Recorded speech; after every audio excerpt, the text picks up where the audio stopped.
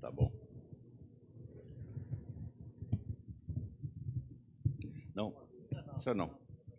Tomar água no final. Isso vai cair daqui? Vai não.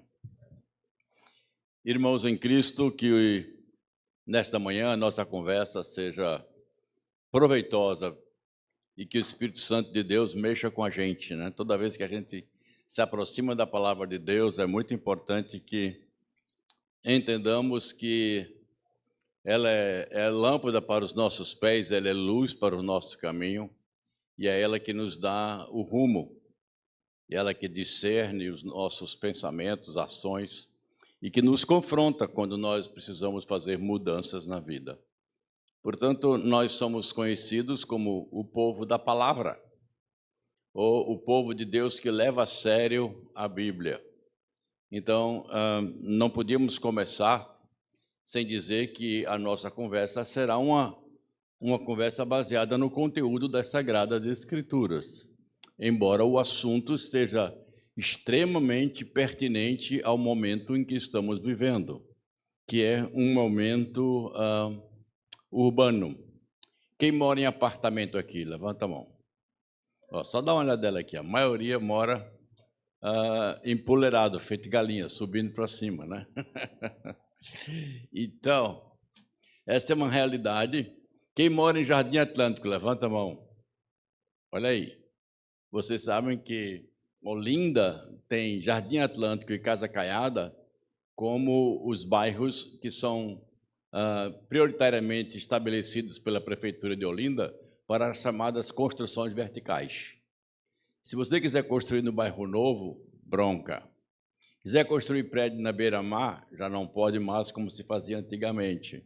Então, alguns bairros se caracterizaram por ser essa estrutura vertical. E à medida que o tempo for passando, essas estruturas verticais elas vão se avolumando e vão se tornando uma realidade. Ontem estávamos indo para a formatura do seminário, lá na Igreja Presbiteriana de Boa Viagem. Quando entramos em Boa Viagem, a minha esposa disse, isso aqui é um novo ambiente. E é realmente um novo ambiente. É difícil lá você ver casa. E gente morar em casa em Boa Viagem é contar nos dedos. É prédio em cima de prédio, em cima de prédio, em cima de prédio. Como se evangeliza isso? Como se chega num lugar onde existe uma barreira logo na entrada que não permite você que não conhece ninguém naquele prédio trabalhar com alguém daquele prédio. Essa porta está fechada e a gente precisa saber o que fazer. A Bíblia não ficou de fora desses assuntos. Cidade é uma realidade que a palavra de Deus traz logo no livro de Gênesis. No capítulo 4 do livro de Gênesis, nós encontramos a primeira cidade que foi construída. Abra sua Bíblia e me diga quem construiu essa cidade.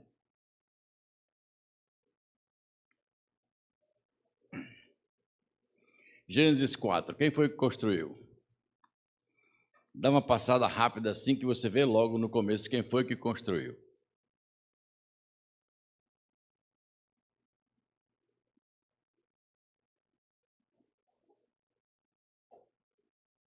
Quem foi?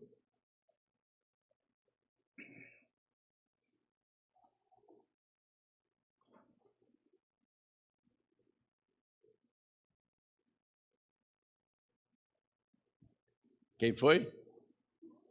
Caim.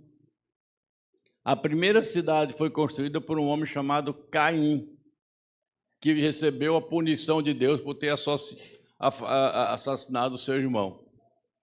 A segunda cidade que ganha destaque na Bíblia é uma cidade chamada Babel. O que aconteceu em Babel?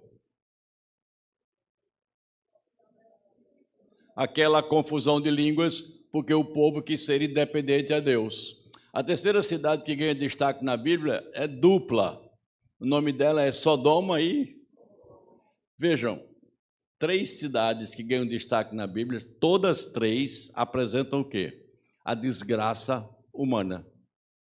Caim, Deus havia ordenado sobre ele ser errante, ele desobedece a Deus e constrói uma cidade.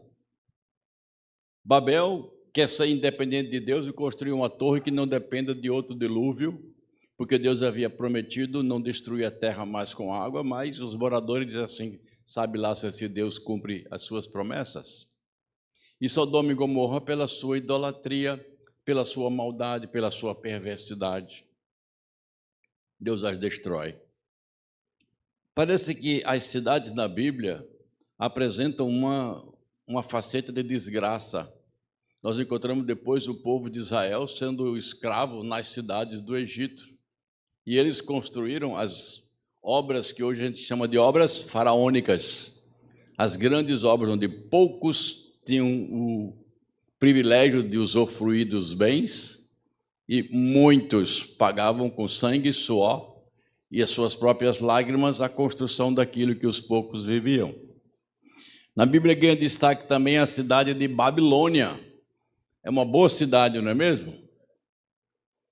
Não, é o símbolo da representação de Satanás, de uma cidade governada pelo reino de trevas. Então eu faço uma pergunta a vocês. A cidade é um instrumento de Deus ou a cidade é uma manifestação do reino de trevas? Pense em Olinda e pense em Recife. O que é que você diz?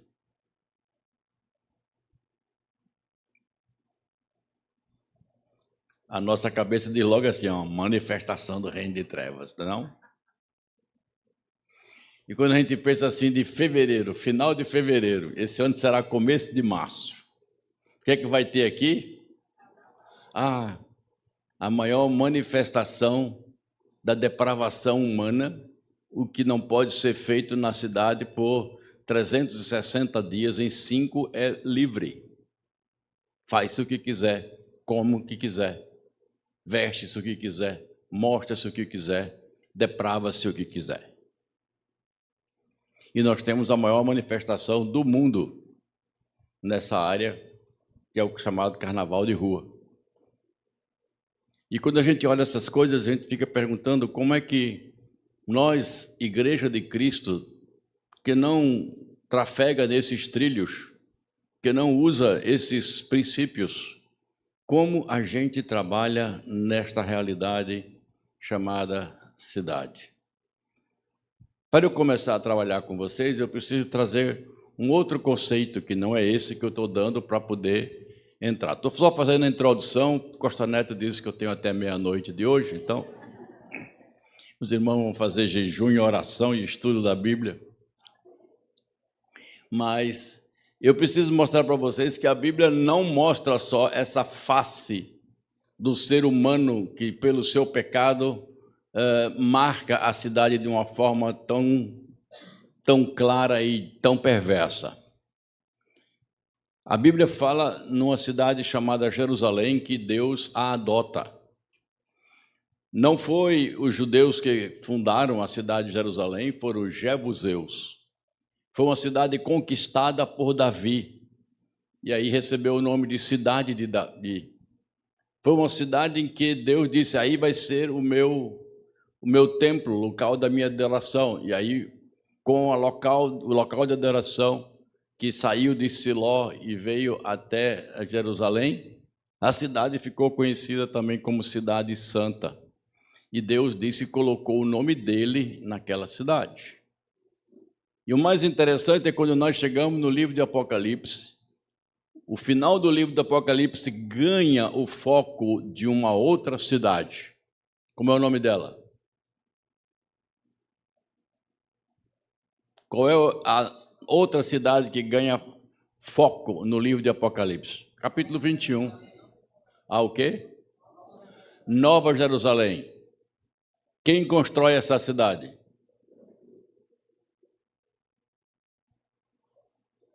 Queiroz Galvão? É Moura do B? A Bíblia diz que essa cidade desce pronta do céu. Agora, abra sua Bíblia no capítulo 21 do livro de Apocalipse.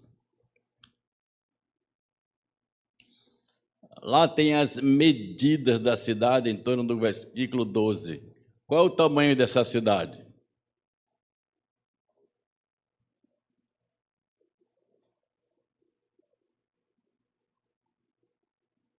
Qual o tamanho da cidade?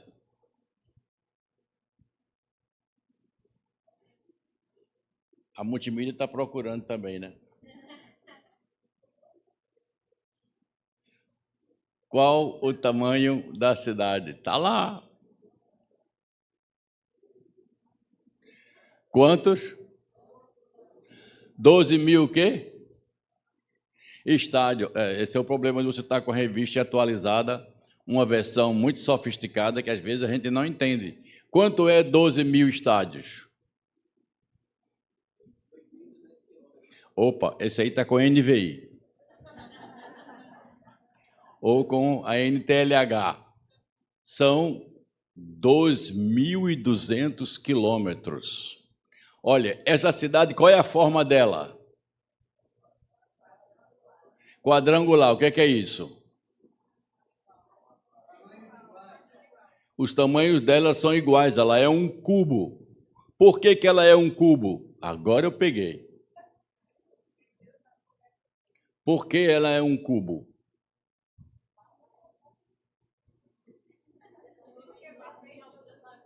Não é por causa de geometria. Por causa de quê? Não. Não. Tem a ver com o Antigo Testamento.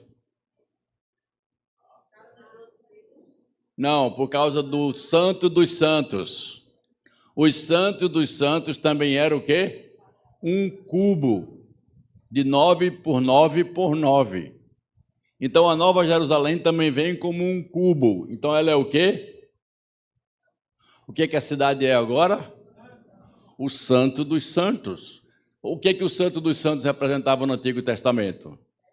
A presença de Deus. Nessa cidade, quem é que está presente? Deus. Quem é que ilumina a cidade? Deus. Quem é que dá vida à cidade? Deus.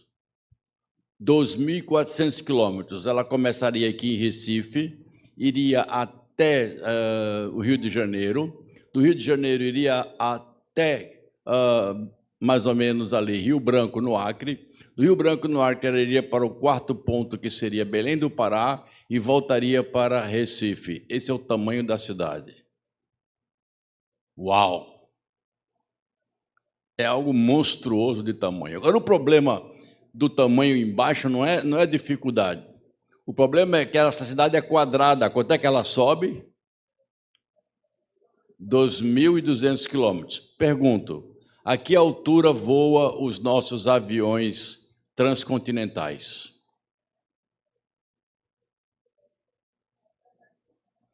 Que altura voam os aviões? Não sabe, né? Vou dizer a você, 12 quilômetros. 12 quilômetros. Qual é a primeira órbita da Terra? Você sabe? Onde ficam vários satélites, principalmente os de Elon Musk. 36 quilômetros. Você sabe onde é a órbita média da Terra? Onde estão os satélites de comunicação? 600 quilômetros da Terra. Qual é a altura dessa cidade? 2.200 de altura. Está no caminho à Lua. Está acima da órbita baixa, está acima da órbita média, já está na órbita exterior. Queridos, como é que eu entendo uma cidade desse tamanho?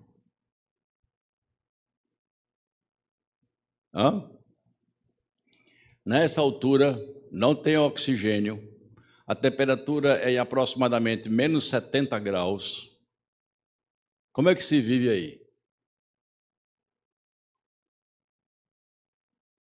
Tem que cruzar o braço e dizer, sei lá. Há uma regra de interpretação bíblica. Quando a gente não consegue fazer a interpretação natural do texto sagrado, é porque ele tem um texto, ele tem um significado que a gente tem que ir além do literal. Então eu digo, queridos, essa cidade é cósmica.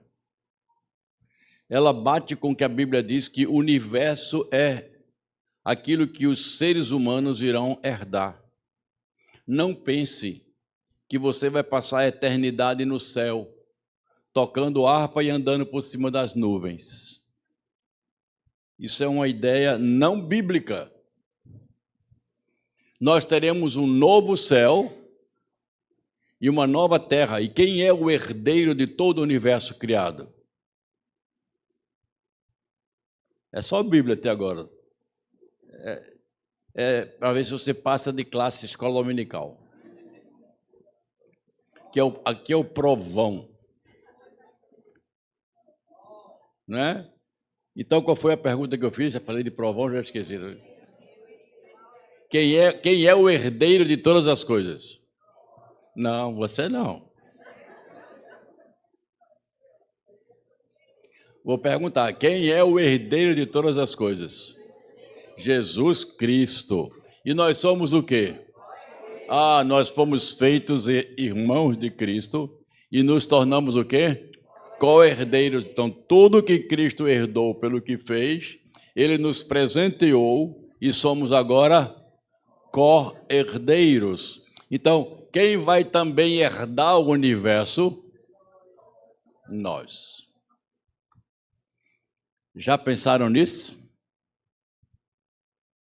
Quando evangelizamos, estamos dando ao ser humano a oportunidade de se tornar co-herdeiro do universo, porque a salvação implica em libertação da condenação do pecado, que te tira todos esses privilégios e te coloca como inimigo de Deus, e a salvação em Cristo te leva a dar todos os privilégios, porque você é introduzido novamente na família de Deus. Perceberam onde eu quero chegar? A tarefa e o trabalho da evangelização, que é meu e é seu, é a maior notícia que você pode dar para alguém, é a maior e melhor oportunidade de projeto de vida que você pode oferecer para alguém em toda a vida dela. E é sobre isso que eu quero conversar com vocês. Como ofertar esse plano maravilhoso de Deus para as pessoas que moram na cidade e, em particular, a evangelização por amizade. Eu preparei com vocês aqui algumas coisas que eu preciso antes colocar para você entender o que acontece na cidade e por que a evangelização por amizade é a porta que eu considero que está aberta hoje para a igreja. Então, eu vou listar para vocês agora 5 desafios ou 5 dificuldades que precisam ser transpostas. Primeira delas. A primeira delas é o anonimato. Pode me acompanhando na multimídia aí.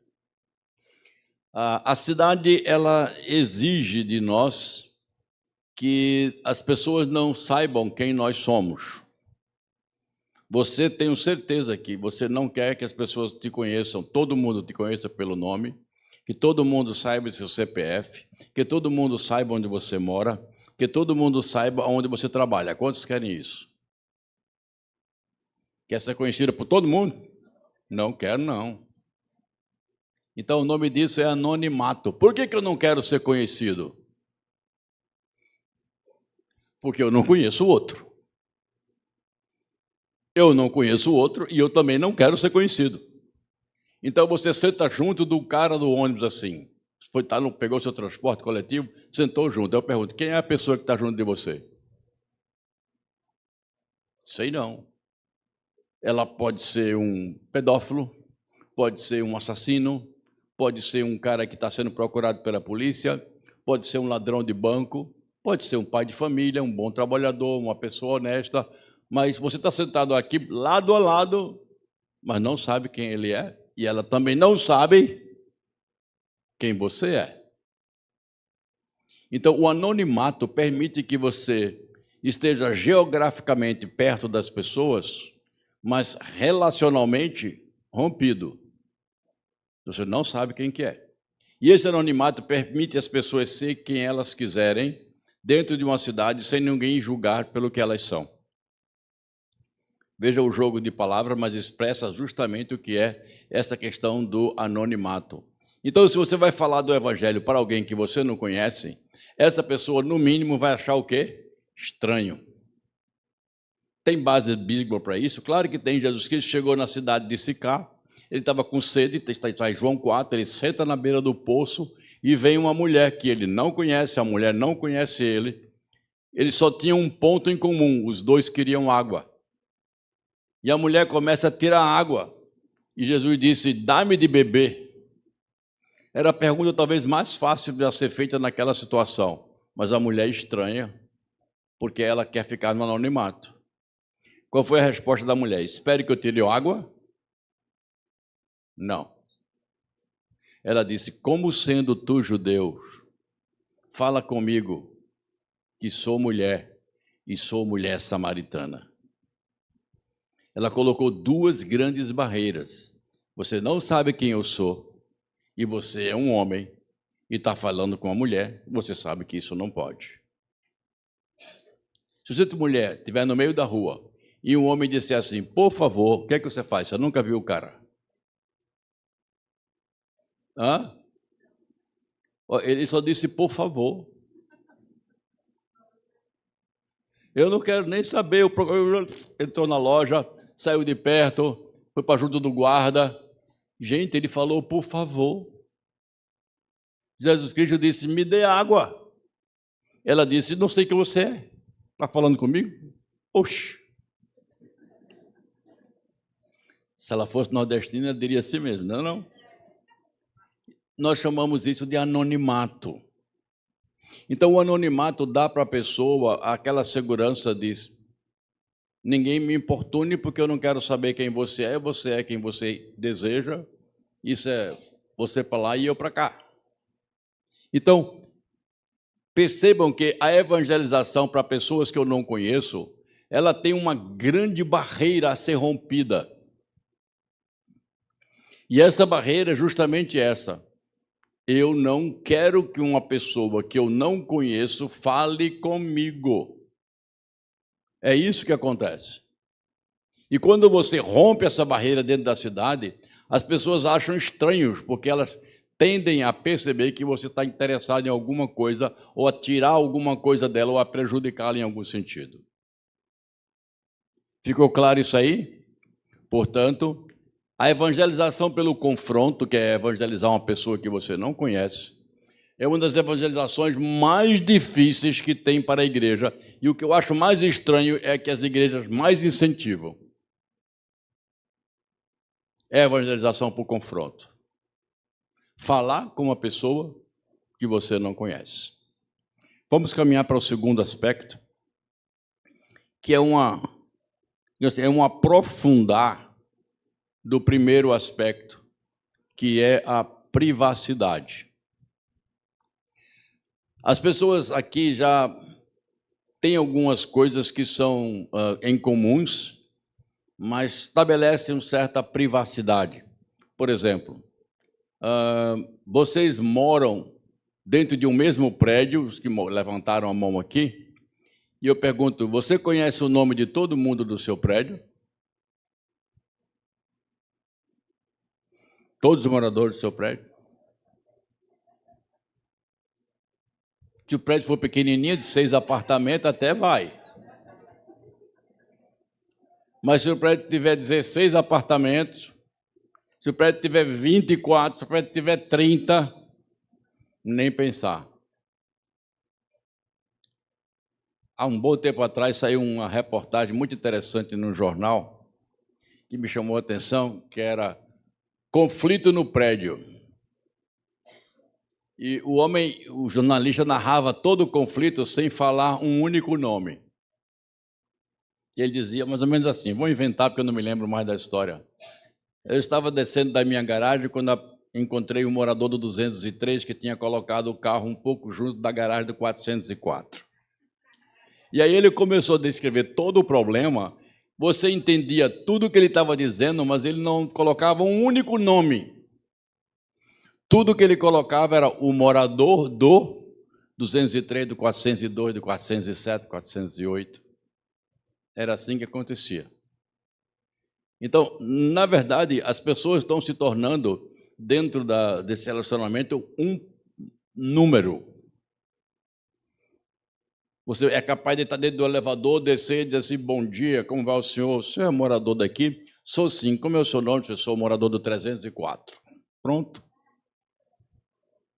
Ele quer ser conhecido como o morador do 304.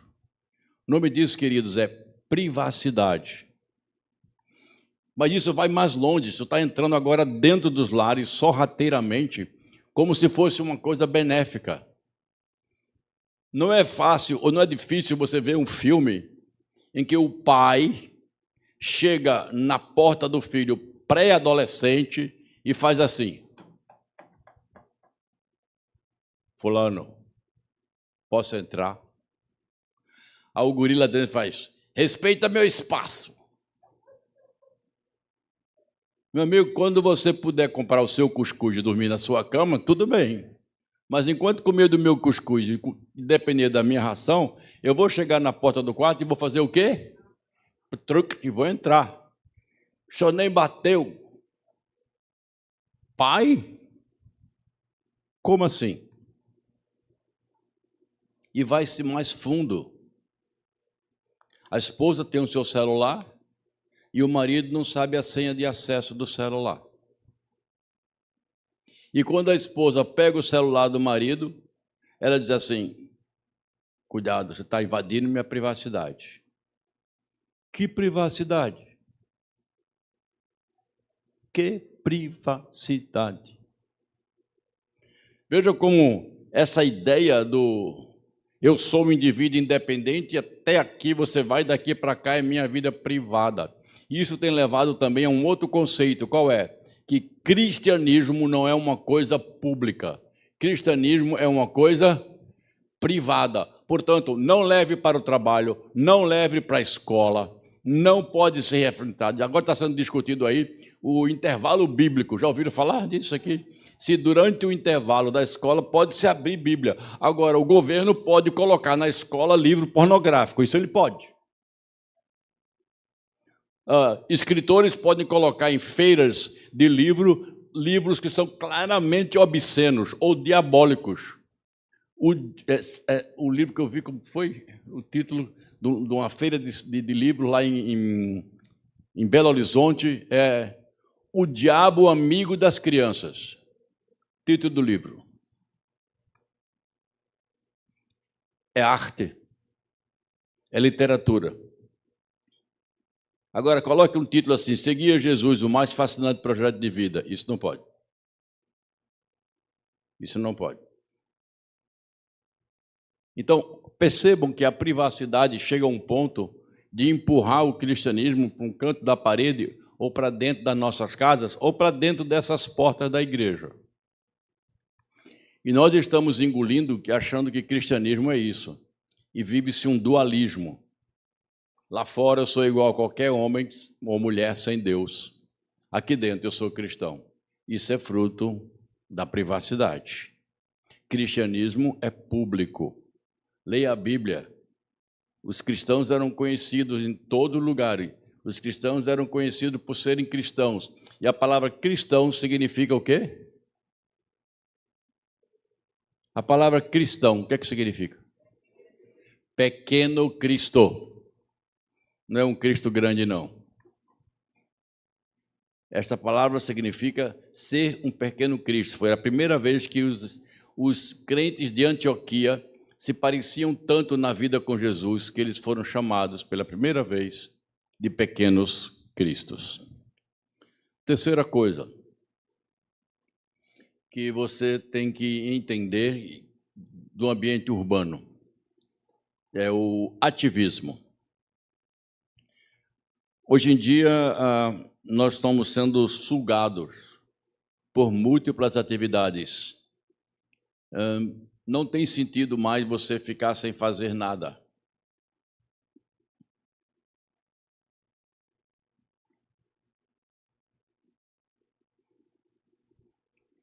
Passei 15 segundos calado. Você não perguntou o que é que houve? Sim ou não?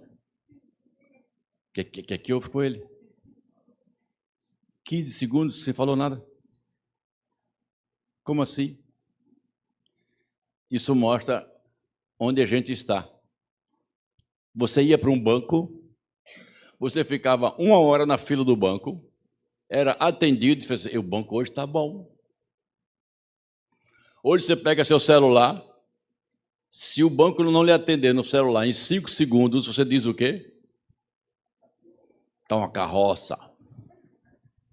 Não sei porque eu escolhi esse banco. 5 segundos. Os tempos mudaram. E a cidade começou a oferecer múltiplas atenções. Antigamente, você ia na cidade e tinha uma rua de coisas. Aquela rua, calçados. Aquela rua, tecido. Aquela rua, eletrodomésticos. Hoje você não aceita mais esse tipo de coisa. Você vai pelas mesmas opções, mas você vai para onde agora? Para o shopping, tem tudo lá. E quanto mais diversificado o shopping, mais atraente você é, principalmente para as mulheres. Não, mulher não gosta de comprar, gosta de ver. Né? Ela vai numa loja, 2 lojas, 3 lojas, 10 lojas, 15 lojas e volta para comprar na primeira. Não é assim? O mais difícil é que ela quer a opinião do marido nas 15.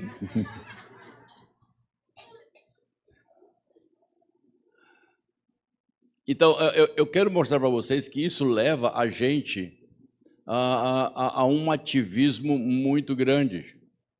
Quantos aplicativos tem no teu celular? 2, 3, 10, para mais, para muito mais. Sabe qual é o nome disso? Ativismo. Uma criança hoje ela só tem escola, certo? Não. O que é que ela tem mais? Inglês, natação, judô. Menina tem uma aula de balé. O menino tem aula de Kumon. E aí vai. Então, existe um ativismo muito grande e que as pessoas não estão mais dispostas a parar para fazer alguma coisa. E é muito comum a gente chegar na igreja e tem alguma coisa para fazer e dizer assim, você poderia me ajudar? Resposta. Ou eu não tenho tempo. Só para fazer um enquete para você ver. Quantos estão com os 3 períodos aqui cheios? Levanta a mão, de manhã, tarde e noite. Estuda de manhã, estuda de noite. Não é difícil mais encontrar esse tipo de coisa. Significa que não temos mais tempos? Não. Tudo para nós é uma outra medida. Preste atenção no que eu vou dizer agora. O seu problema não é tempo. Você tem o mesmo tempo de qualquer ser humano em qualquer lugar do planeta. Quanto tempo você tem? 24 horas. Nem um segundo a mais, nem um segundo a menos. Então, qual é a questão quando você diz não tem tempo? Ela é verdadeira? Não, ela não é verdadeira. Você deve dizer assim, não tenho prioridade para isso aí. Imagina um rapaz e uma moça, eles trabalham 2 períodos, estudam à noite, o pastor convida para alguma coisa na igreja e diz que não tem tempo. Esse rapaz e essa moça se conhecem e começam a namorar. O que acontece?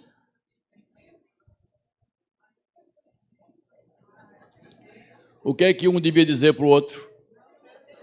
Eu gosto muito de você, eu te amo mais do que qualquer outra coisa, mas não tem tempo para você. É isso que eles dizem? Não. Eu tenho tempo para você. Então, na verdade, é prioridade.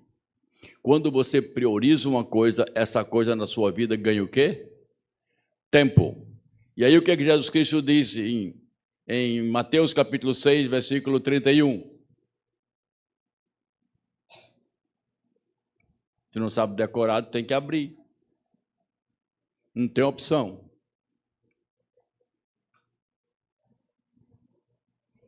Vai botar ali, é? Então é 30. 30, 31, 32, 33, não precisa. É tudo isso aí. Com que eu vou dormir? O que eu vou comer? O que eu vou vestir? Ora, aquelas pessoas que não têm Deus é que procuram essas coisas. Vós, porém, deve fazer o quê? Buscai em primeiro lugar. Isso é prioridade. Então, quando você for orientado por Deus para alguma coisa, você precisa entender que isso é prioridade. Então, eu vou levantar uma questão logo aqui, que é muito importante para mim e para você. Evangelização na vida do crente é prioridade ou não? Se é prioridade, por favor, nunca vá dizer que não tem tempo. Não diga que não tem tempo.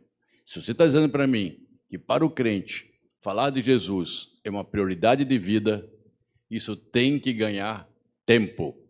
Você tem que entender que isso é tempo. Não tem como. O apóstolo Paulo diz, às vezes eu faço sem gostar. Quem gosta aqui de matemática, levanta a mão. Os matemáticos, esse aí estudam matemática, que é uma maravilha. Quem não gosta de matemática, por favor, levanta a mão. Olha aí. Quando é para estudar matemática, o que acontece?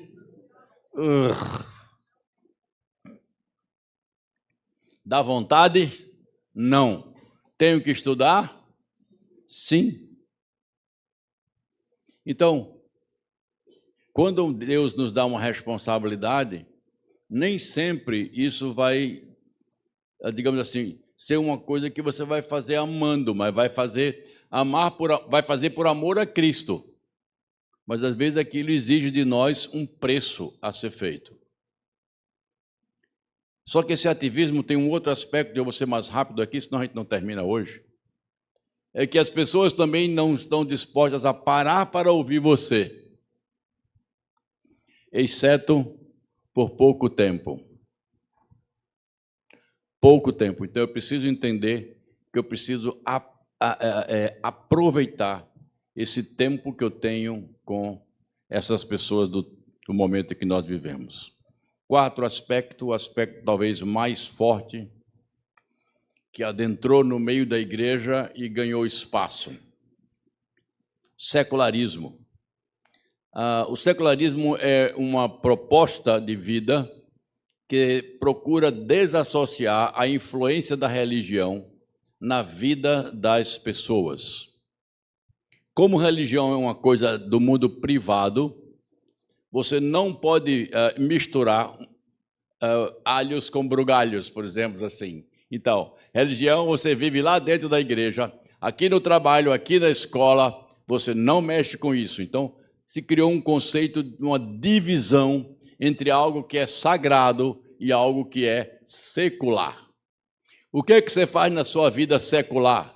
Aí as pessoas pensam assim, eu sou engenheiro, eu trabalho no Estado, eu sou professor, eu sou professora, eu sou tal coisa, eu sou atendente. Gente, essa divisão é perversa, ela é diabólica e ela cria um solo tóxico que não nasce nada na vida do crente.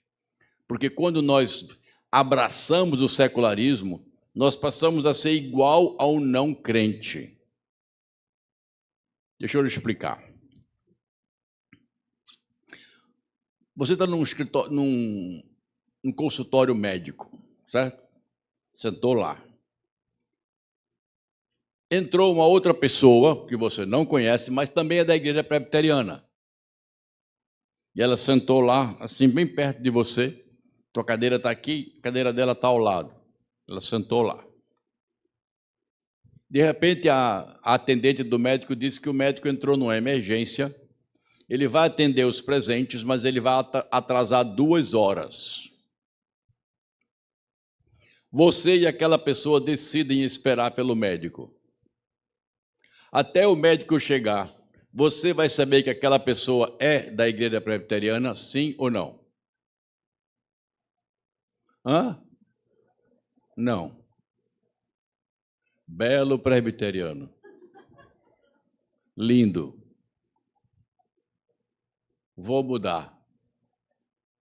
Aquela pessoa que entrou é da Assembleia de Deus. Sentou lá. Quanto tempo você demora para saber que ele é da Assembleia? As 2 horas de espera pelo médico? De jeito nenhum. Na hora que a atendente dissesse assim, olha, o doutor vai vir, mas está atrasado 2 horas, o que é que a mulher da Assembleia diria?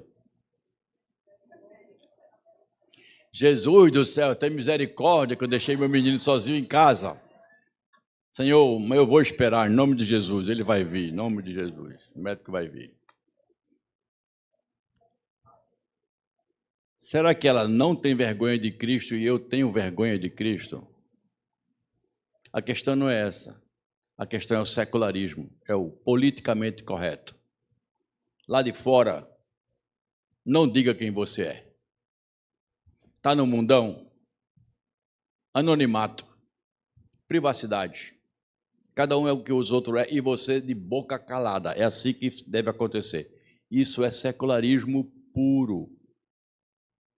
Tem crente que está há 5, 6, 7, 10 anos no trabalho e os colegas de trabalho sequer sabem que ele é presbiteriano.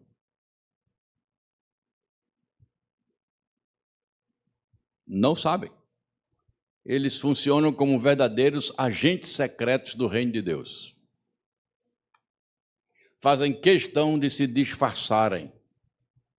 Isso também na escola. Os alunos da escola crentes não dizem quem são. Nome disso?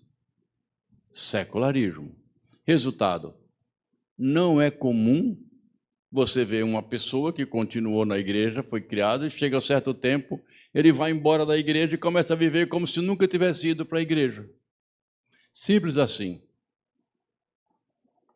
Porque nós achamos que o simples fato de vir à igreja modela uma vida. Não modela. A Bíblia diz, vocês são... Cadê o negocinho que vocês distribuíram para todo mundo aí? Até eu disse assim, eu nunca vi sal pegar fogo, mas tudo bem. Sal ficou dentro de uma lamparina, não é mesmo? Lâmpadazinha que vocês receberam. Significa que Jesus Cristo diz que eu sou o quê? Eu sou o sal da terra. Quando tem muito sal, você nota? Quando o sal não está lá, você nota? E quando o sal está na medida, você nota? Quando falta luz, você nota?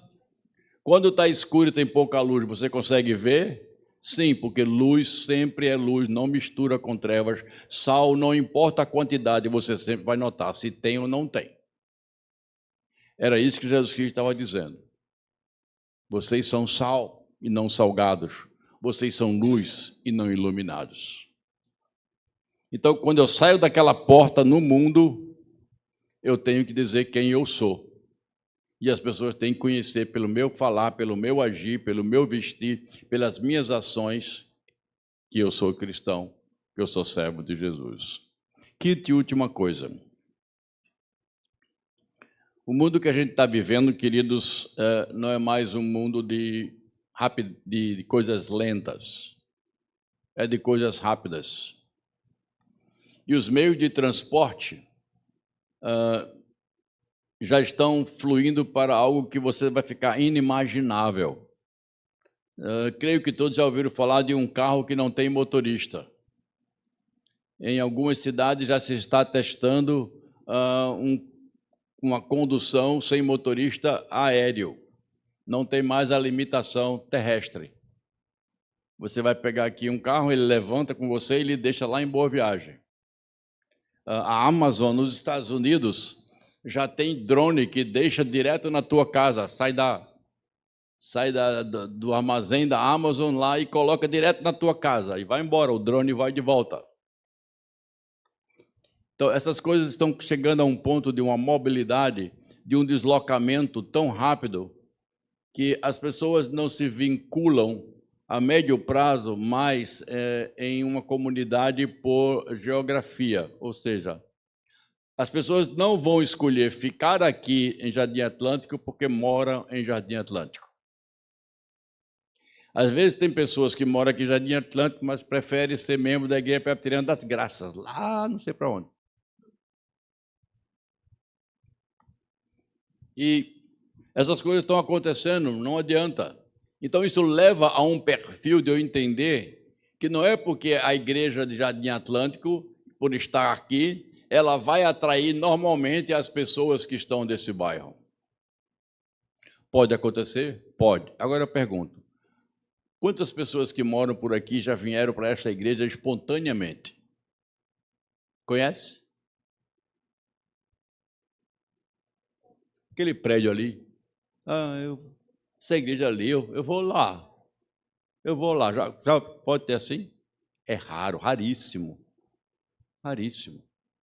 Então, essa ideia geográfica, ela precisa ser trabalhada nessa perspectiva da mobilidade, porque a mobilidade permitiu às pessoas irem e frequentarem um lugar que gostam, ou que se sente bem. Pastor, nós vamos fazer uma igreja para as pessoas sentirem-se bem? Claro, o objetivo da igreja não é esse, é adorar a Deus. Mas como adorar a Deus e não se sentir-se bem? Se Deus nos criou com o propósito de ter prazer nele, não é isso? Ou não? É a primeira resposta do catecismo nosso. O que é que o catecismo diz? Qual é o objetivo principal do ser humano? Bonito. Qual que é? Glorificar a Deus. Essa palavra, esse verbo gozá-lo já não está mais próprio, porque hoje em dia o significado já está um pouco diferente.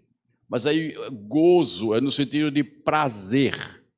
Então você diz, é glorificar a Deus e ter prazer nele. Deus nos criou por prazer. Queridos, é por causa do prazer que o ser humano comete um monte de besteiras. Por exemplo, o drogado sabe que vai morrer pela droga? Sim ou não? Sim. Por que ele faz isso? Pelo prazer.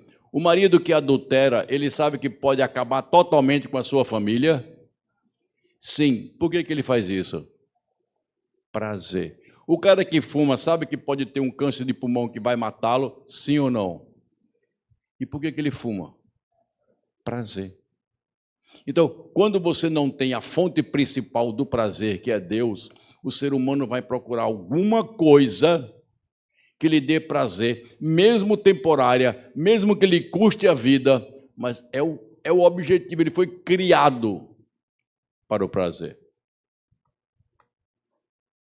É aí que o reino de trevas entra. Então, por que eu estou falando isso? Porque a igreja precisa ser essa comunidade, é onde que eu vou entrar agora, na parte prática, que mostra o grande prazer que é servir a Deus. Queridos, conhecendo disso, eu quero trazer para vocês duas estratégias. Essas duas estratégias, podem mostrar, mostram o que a gente pode fazer para o reino de Deus. Estratégia número 1. A estratégia número 1 é de recrutar o povo de Deus para usar parte do seu tempo livre para ajudarem nas atividades missionárias de obreiros pagos pela igreja. Essa é a estratégia que a maioria das igrejas utilizam. Você ajuda alguns obreiros que são pagos pela igreja. Estratégia número 2. A estratégia número 2 é essa: preparar o povo de Deus, todos os membros da igreja, para uma missão frutífera durante toda a sua vida. Há uma diferença imensa. E qual é essa grande diferença? Vou mostrar para vocês em forma de estatística agora. Vamos lá. Esse é o resultado da estratégia 1. Pode mudar, por favor. Olha lá. 98% dos cristãos não são obreiros pagos pela igreja e não estão preparados nem empolgados pela missão. Esse dado é catastrófico. Investir nessa coisa de uns fazem e eu dou dinheiro, gera isso aqui. Segunda coisa, esses 98% dedicam apenas de 2 a 10 horas por semana para atividades relacionadas com a igreja, inclusive as atividades do domingo. Tem gente que dá só 2 horinhas aqui no domingo e se diz membro da Igreja Presbiteriana do Jardim Atlântico. Olha só. E o resultado é catastrófico. Olha o resultado final. Bote, por favor, mais um. 95% da vida destes crentes não se conecta com a evangelização. Irmão, que desperdício. Compra casa, compra carro, viaja de férias, cria filhos, tem o seu lazer, trabalha, e 95% de toda a vida do crente não está ligada com a tarefa principal, prioritária, que é fazer Jesus conhecido através dele. Fácil. Dá para aceitar isso? Não, não dá. A igreja presbiteriana não está crescendo. Ela está encolhendo. Pode parecer crescer, mas não está. A igreja presbiteriana, em 1959, quando fez 100 anos, era a maior denominação evangélica do Brasil. Hoje nós estamos perto aí de 70 anos a mais. Pelo site, da última vez que eu entrei da comissão executiva, do órgão executivo da IGB, nós éramos 729 mil pessoas no Brasil, nem 1 milhão. Ou seja, somos 0,038% da população. Segundo o IBGE, esse percentual não influencia em nada a nação. Somos 0,038%. Prestem atenção. No último censo, esse de 2023 eu não tenho acesso ainda, mas o de 2010, 20% dos brasileiros se declararam ser membros de uma Assembleia de Deus. Você sabe quanto é 20% da nação brasileira? 40 milhões.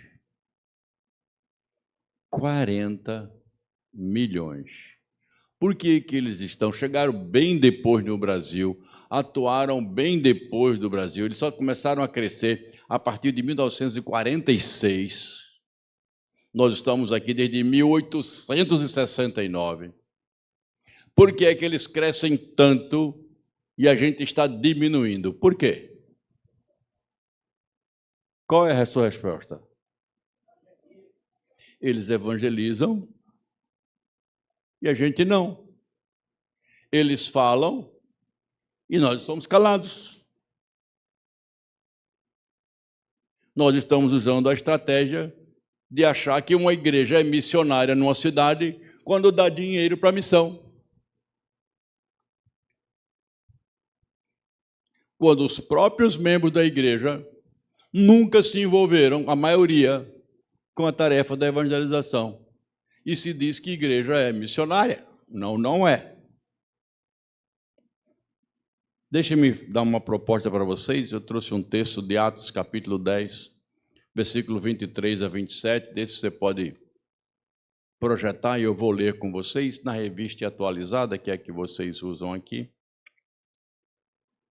Atos 10, 23, é a história de um homem chamado Cornélio. Ele havia ouvido o judaísmo como proposta de se aproximar de Deus, havia aceito, porém não havia sido circuncidado. E Deus diz para ele que ele deve buscar Pedro através de um anjo. E Pedro chega à casa de Cornélio, mas olha o que aconteceu. Os homens que foram chamar Pedro, na casa que ele estava, numa cidade próxima chamada Jope, E eles chegam ali e aconteceu isso relatado pelo texto sagrado. Então Pedro convidou os homens para entrarem e os hospedou ali naquela noite. No dia seguinte, Pedro se aprontou e foi com ele. Alguns irmãos que moravam em Jope também foram.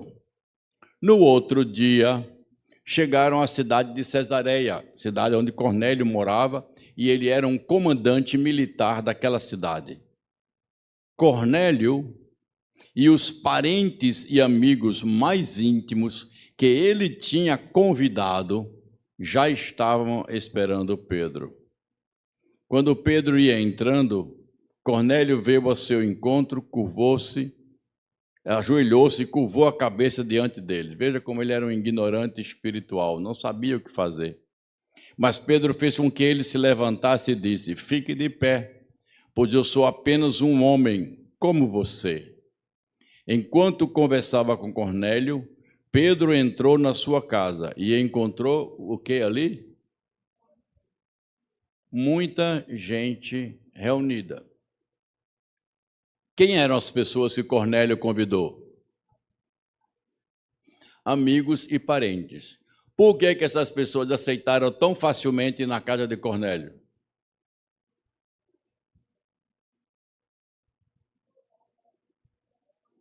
Conheciam, sabiam quem era Cornélio. A Bíblia diz claramente isso aqui, ó, era parentes dele, primo, sobrinho, tal, etc. E os amigos mais íntimos. Olha lá no versículo 24. Nos amigos mais íntimos. Nós chamamos isso pessoas do tipo B. O que missiologicamente falando, nós classificamos, veja bem, é só para a gente entender. Pessoas tipo A, pessoas tipo B, pessoas tipo C. O que é uma pessoa tipo A? É uma pessoa que está aberta para você e está aberta para o Evangelho, é filé. A pessoa está aberta para o que eu falo e está aberta para o Evangelho. Fácil pregar o Evangelho. Pessoas tipo B, é as pessoas que estão abertas para você, mas você não sabe se estão abertas para o Evangelho. Eu preciso sondar. E as pessoas tipo C, é as pessoas de confronto. Você não sabe quem são essas pessoas e você não sabe se essas pessoas estão abertas para o Evangelho. Eu saí no meio da rua e tem uma pessoa sentada no banco e eu vou pregar o Evangelho. Que tipo de pessoa é essa? É tipo C. Eu não sei se ela vai me ouvir e eu não sei se ela vai estar aberta para ouvir e falar o Evangelho. Mas no caso de Cornélio, eram pessoas do tipo B. E estavam abertas para quem? Cornélio. Nós chamamos isso, irmão, de evangelização por amizade. Esta é a porta que está aberta dentro da cidade, dentro do século XXI, dentro da urbanidade, dentro de todas aquelas limitações e barreiras que eu falei inicialmente, daqueles 5 aspectos. Aquelas barreiras são quebradas pela amizade. As pessoas com as quais você tem um certo relacionamento de amizade, essas pessoas estão abertas para você. Tem alguma vizinha que, se você chamar para comer um cafezinho, comer um bolo na sua casa, ela aceitaria? Tem amizade. Tem algum amigo que você convidar para a sua casa, fazer uma refeição com você, ele aceitaria? Tem amizade. Qual é o colega do trabalho que diz: rapaz, vamos fazer um lanche? Quanto ele aceitaria? Quem? Amizade. Quem é da escola que você diz assim: oh, rapaz, eu preciso conversar um negócio contigo, e ele aceitaria? Amizade. Perceberam? Então, nós estamos vendo a porta que está aberta para a amizade. Então, a pergunta que é preciso ser feita é: como é que a gente abre portas? Pode passar bem para frente. Próximo slide. Isso. Como é que nós abrimos portas para a evangelização? Essas portas, pode tocar, pode mostrar esse slide, por favor, para mim. Essa pode ir até o fim do slide. Pronto. Essa porta se abre entendendo que a igreja é multifacetária. O que é isso? Palavra difícil, pastor. Uma igreja com múltiplas faces, que é isso? A face da criança, a face do jovem, a face do adolescente, a face do adulto, a face dos jovens casais, a face da terceira idade. A igreja é essa comunidade de múltiplas faces. E é muito mais fácil você chegar para trabalhar um jovem com outro jovem, um adolescente com outro adolescente, trabalhar com crianças, trabalhar com pré-adolescentes, com adultos, e de múltiplas características da igreja. Veja, eu não preciso formar um jovem para falar para outro jovem, porque ele é jovem. Eu não preciso formar uma pessoa de terceira idade para conversar sobre as mesmas realidades de uma pessoa de terceira idade. Ele já sabe quais são. Eu não preciso formar um universitário para ter uma mentalidade universitária para falar para outro universitário, porque ele já tem essa mentalidade.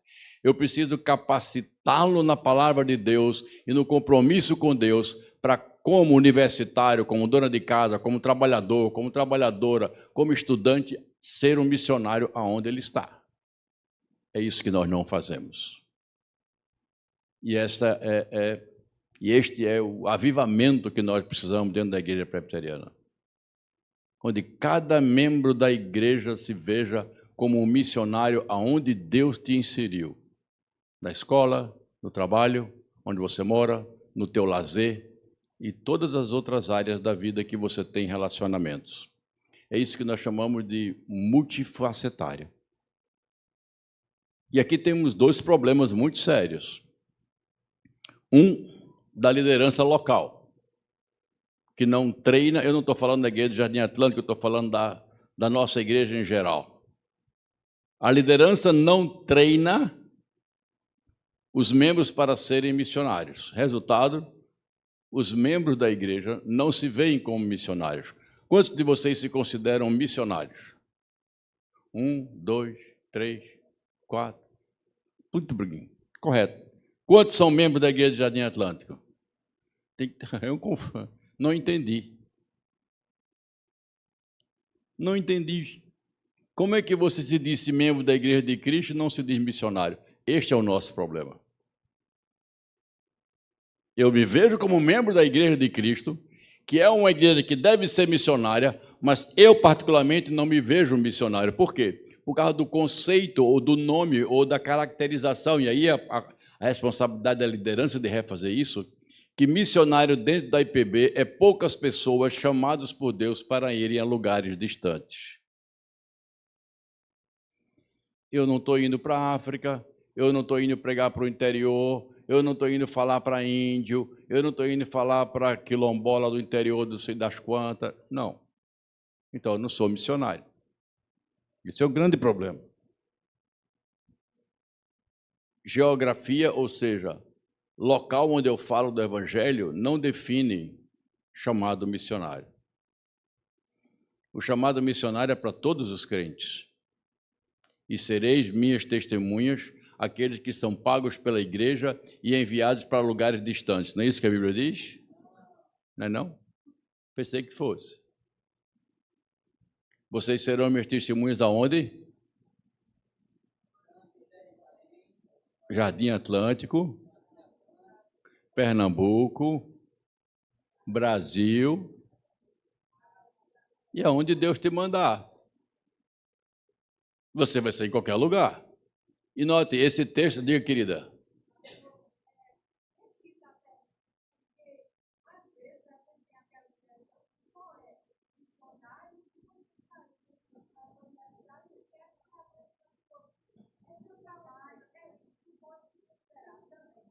Não pode se considerar, não.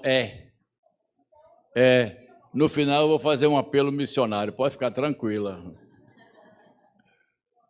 A gente olha e diz, mas eu não sei como eu não vou para a África. Eu queria ser missionário, mas não posso ir para a África. Não, queridos, não é assim. A Bíblia não ensina isso. A Bíblia ensina uma concomitância. O que é isso? E sereis minhas testemunhas, tanto em Jerusalém, como na Judeia, em Samaria. Ou seja, é aqui, ali, muito longe e mais longe ainda, não importa onde. O missionário é aquele que tem uma missão no mundo onde Deus o plantou. Isso que a Assembleia de Deus entendeu e está praticando. Irmãos, eu não estou exaltando, não, mas a Assembleia de Deus é a igreja irmã. Nós não rebatizamos membros que vêm da Assembleia de Deus. A IPB considera a Assembleia de Deus irmãos, eles não são primos, eles são irmãos em Cristo. Um pouquinho barulhento, isso é verdade, mas são irmãos em Cristo. Eles pregam o Evangelho e nós não. E é essa mudança que nós precisamos fazer. Então, eu separei para vocês 4 coisas que precisam ser feitas para mudar essa estrutura. Como que a gente pode fazer? Primeira delas, oportunidade que todos nós temos, as celebrações. Todos os crentes têm um monte de celebração. Quem tem filho pequeno aqui, levanta a mão, filho pequeno. Olha, isso é uma oportunidade. Quando seu filho faz aniversário, o que é que você faz? Uma festinha bem pequenininha, um bolinho e tal. E qual é o tema? Qual é o tema? As garotas superpoderosas, Barbie, estou ouvindo Frozen, Homem-Aranha. Poxa, vocês são crentes mesmo, é? Qual a diferença do aniversário do seu filho e do aniversário do vizinho não crente?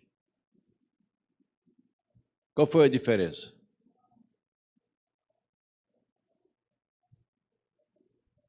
Se celebra igual? A criança tem a sua fantasia, eu não sou contra a fantasia das crianças. Por um bom tempo, eu e a minha esposa celebramos com essas fantasias.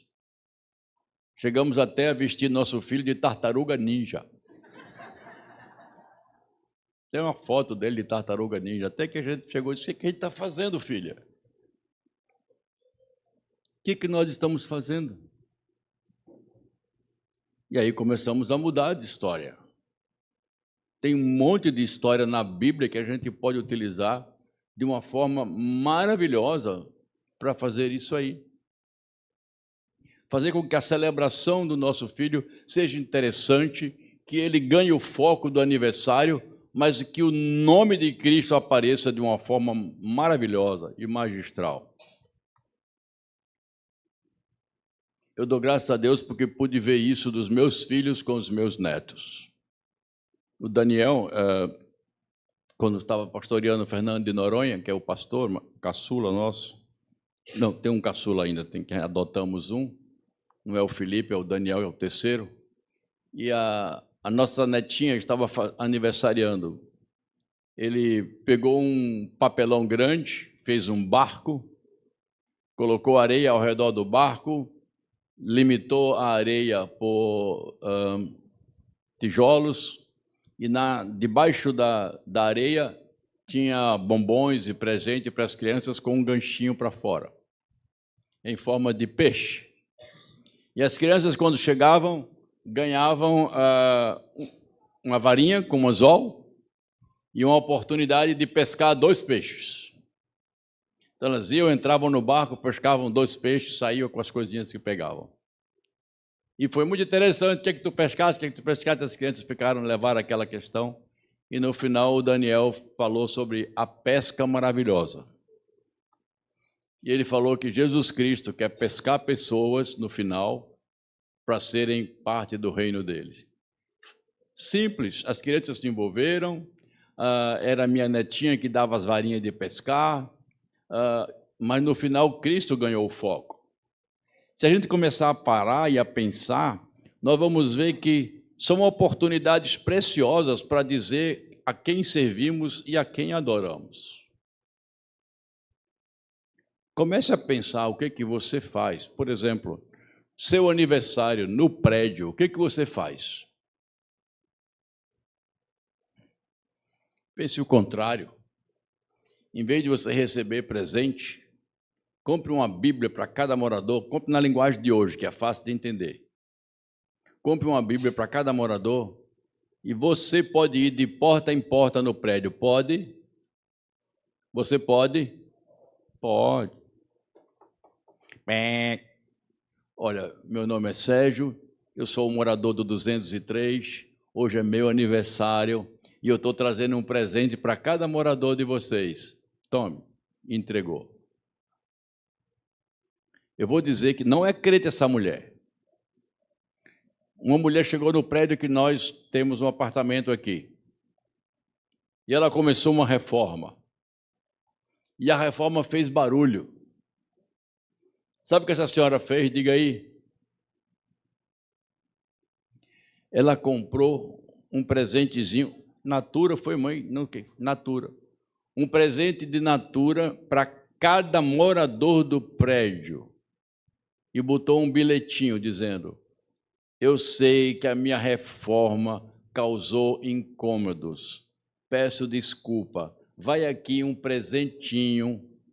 Não sei que não paga, mas muito obrigado por aceitar o barulho da minha reforma. E presenteou. Gente, não é crente, não. Mas todo mundo do prédio sabe quem é Lu. Sabe até o sobrenome dela, Lu Peregrino. Olha que nome bonito para dar a Bíblia. Mas ela deu um presentinho para cada pessoa do prédio. Eu fiquei pensando, crente faz reforma do prédio, não faz nada. Até diz assim, barulho que se incomoda, estou fazendo no horário que é permitido.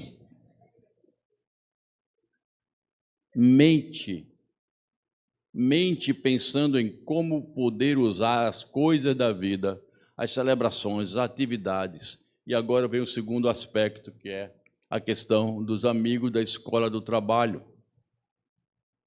Quem de vocês no trabalho, quem de vocês estuda, leva a Bíblia para a escola ou para o trabalho? Quem leva? Fica onde? Em cima da mesa ou dentro da pasta? Em cima da mesa, exatamente. E Bíblia em cima da mesa leva a fazer o quê? A perguntar. O que as pessoas perguntam? Você é crente? Resposta: errado. Errado. Não pode dizer isso. Você é crente? Sim. Se você disser sim, o que aconteceu? Acabou a conversa. Acabou a conversa. Você é crente? Tem 5 minutos para me ouvir? Eu respondo: quero 5 minutos. Mobilidade, pressa, privacidade. Eu agora estou tentando quebrar tudo isso aí em quanto tempo? Em 5 minutos. Em vez de dizer sim, em 5 minutos eu digo para aquela pessoa o que é que Cristo é para a minha vida. Isso é testemunho de Cristo. Sabe por que essa Bíblia está aí? A pessoa ouviu, tá bom, 5 minutos, tempo para te ouvir. Eu vou te explicar porque essa Bíblia está aí. Ela está aí porque ela conta a história mais preciosa que todo ser humano no planeta precisa ouvir. É a história de Jesus Cristo. Ele morreu por mim na cruz, ele perdoou os meus pecados, ele me tirou de uma angústia que eu tinha do que ia acontecer após a morte, e ele me deu uma esperança, porque ele disse que todo aquele que crê que ele morreu na cruz, ressuscitou dos mortos, ele perdoa os pecados e coloca diante de Deus. Isso não é só uma coisa que está escrito no papel. Eu aprendi neste livro que esta é uma verdade, porque Cristo é vivo. Ele não é um Deus do passado, ele é um Deus do presente, e ele me deu sentido na vida. Então, a minha resposta para você é: essa Bíblia está aí porque ela tem essa verdade, ela é preciosa, e eu gostaria que você conhecesse também. Ponto. Eu não posso dizer sim. Perceberam a mudança? Terceira coisa. Fatos da vida. Coisas que acontecem no dia a dia. Vou lhe dar uma que aconteceu bem recente.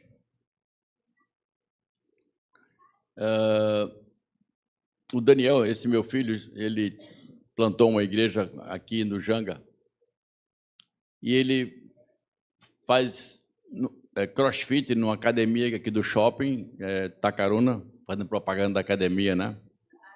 Do Base Tacaruna. Base. Shopping Pátio, perdão. No Shopping Pátio aqui, ali perto do quarto andar. E aí ele decidiu fazer uma coisa, ele disse,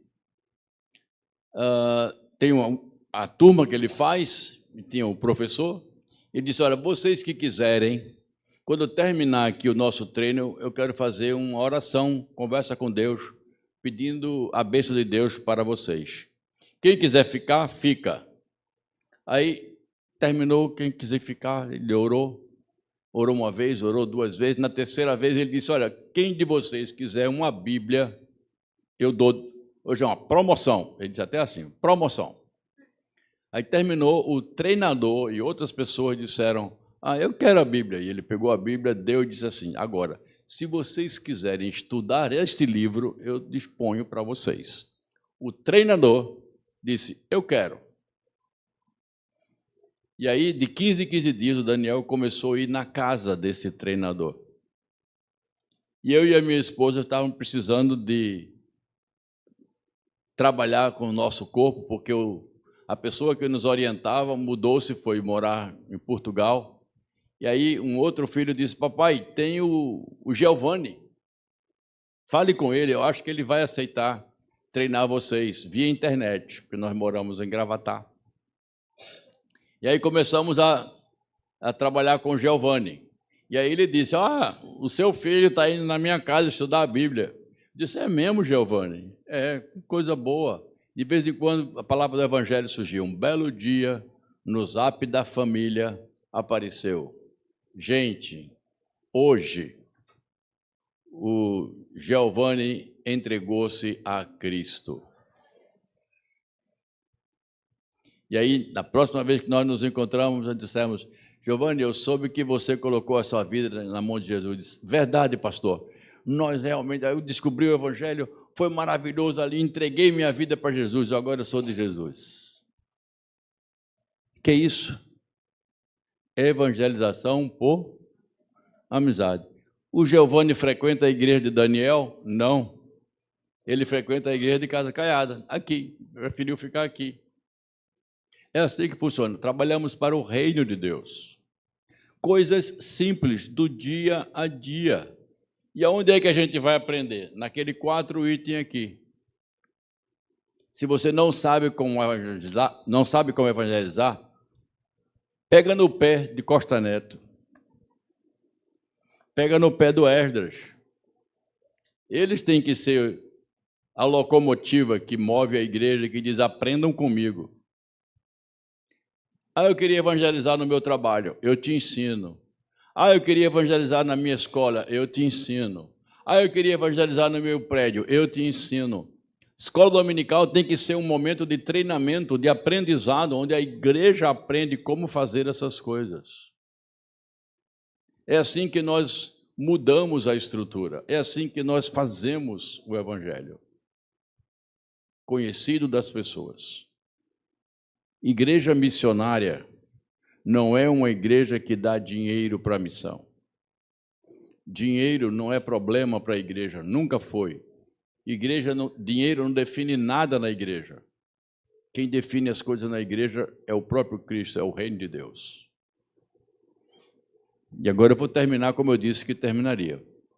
Hoje é domingo. O Senhor quer, a partir desta igreja, enviar para a cidade de Olinda e do Recife dezenas de missionários a partir daqui, a partir de você. Deus quer você como missionário no seu prédio, na sua escola, na sua casa. Você chega aonde a maioria das pessoas desta igreja não chegam. E é você que Deus que quer usar. Deus quer usar você como missionário, como uma missionária urbana dentro dessa realidade. Se você entendeu essa mensagem, se o Espírito de Deus mostrou, a partir daquele texto também que lemos de Cornélio, e você está dizendo, poxa, eu quero ser uma pessoa como Cornélio, eu não sei pregar, mas você sabe convidar a pessoa para a sua casa, e o pastor da igreja pode ir na sua casa pregar, o presbítero da igreja pode ir na sua casa pregar, sem problema. Até que você aprenda como fazer isso. Pastor, eu vou convidar os amigos e você vai lá falar? É assim que funciona. Se você quer desta igreja ser um missionário, uma missionária, eu queria terminar essa conversa de exposição dessas verdades da nossa realidade da Bíblia. Eu queria terminar orando por você. Então, onde você está mesmo, eu quero convidar. Se você quer, diante de Deus, dizer: Senhor Deus, eu quero mudar essa estrutura que eu estou vivendo. Eu quero que o Senhor me veja e me envie como um missionário aonde eu trabalho, aonde eu estudo, aonde eu moro. Coloque-se de pé onde você está. Eu não vou ficar fazendo apelo, apenas quero orar por você dizendo assim: pastor, eu quero ser esse missionário urbano a cada dia. Só levante se você realmente entendeu o que isso significa.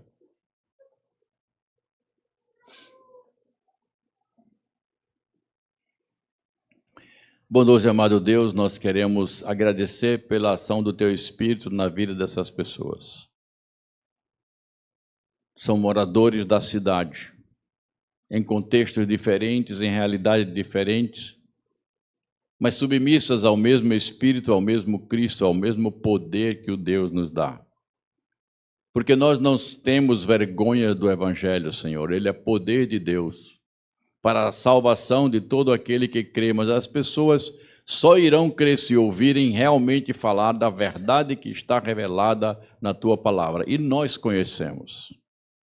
Senhor Deus, a Tua palavra diz que o Senhor derrama poder sobre a Tua igreja, sobre as pessoas da igreja, para elas serem testemunhas. E o que nós te pedimos hoje pela manhã é ousadia, que esses irmãos e irmãs vençam a restrição, a vergonha, ou até a timidez de quebrarem a barreira e falarem de Jesus para os seus amigos mais próximos e para os seus parentes.